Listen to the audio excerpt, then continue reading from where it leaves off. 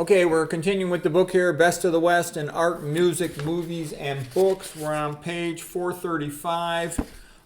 This is sort of part 54, but it's like part 7 of the paintings of the 1800s. And we're going through the paintings in the 1800s because it's the greatest paintings ever in the history of the world overall, even though, of course, there's masterpieces from other eras that are incredible. Okay, so Luncheon on the Boating Party by Pierre-Auguste Renoir, 1881. So, nice party. The French having a nice little wine party there. Sort of the highlight of French Impressionism was before it became too abstract. Okay. So the next painting here is a little more Renoir, Dance at the Moulin des Galettes, okay, 1876. Nice painting. It's pleasant. Okay, the next one below it is Society Ball by Eduardo Garrido, 1906. And it's nice, but wait till you see what's coming. This is a nice painting, but I have some similar paintings that are great. And there's the orchestra up there. There's just this sense of life from the 1800s, that life was good and we will enjoy it, okay? It's beautiful, okay? It's like the combination of Christianity and capitalism. And you get a constitution too, and then you got wealth, prosperity, creativity. So here's A Family Making Music by Jan Molinier, 1636, very nice. Okay, now here's one of my favorite artists, Arturo Ricci, 1919, Afternoon Tea. And again, there's just this happiness, this joy in life, the beautiful rooms, the family paintings on the wall, the elaborate costumes, the people are smiling and socializing and joking and playing. Okay, here's more of the same, Poetry Reasoning by Luis Alvarez Catala, 1901.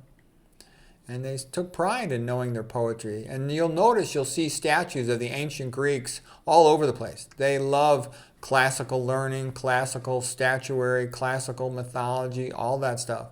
And they were proud of the Romans too. They were proud of their history and their traditions. Okay, big families all together. Okay, the next painting here is Taking Tea by Charles Messonnier. He's the French artist. And just look at that painting. How spectacular is that? Beautiful view, everyone's dressed nice, socializing, civilized, well-mannered. It's elegant, it's beautiful. It captures a joyous sense of life. Okay, that's good. Like a Victor Hugo novel, Charles Dickens novel. Okay, it's beautiful.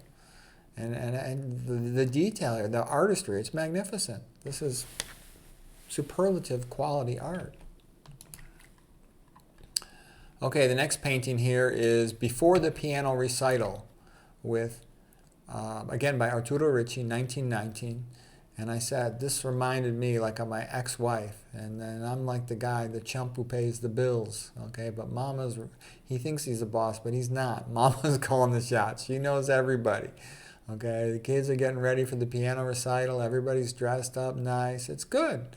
Music is a good thing. The piano recitals get everybody together, and that's good for extended families to spend time together. So does church. So does Saints' Days, feast days, big family holidays. Okay, Before the Piano Recital by Arturo Ricci. His paintings are so beautiful.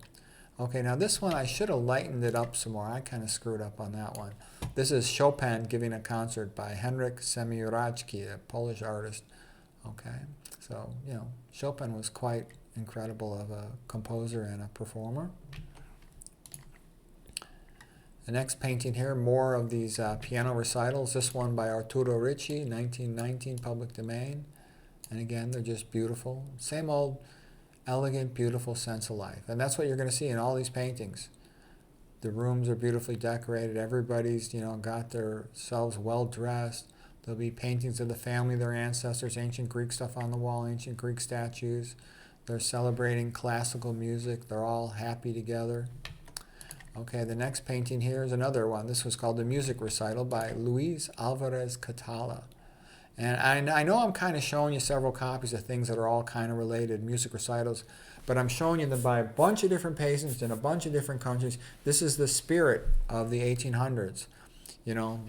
After the Franco-Prussian War, it's called the Belle Epoque, the beautiful age. The Victorian Renaissance, the Catholic Revival. Okay, it was just spectacular. There's just tons of just beautiful, elegant paintings like this through the 1800s. And it's just good to get a sense of it. As Ayn Rand said, they were aesthetic light years ahead of the 1900s in our current age. Okay, we'll call it a day at that point for tonight. I hope you enjoyed seeing those.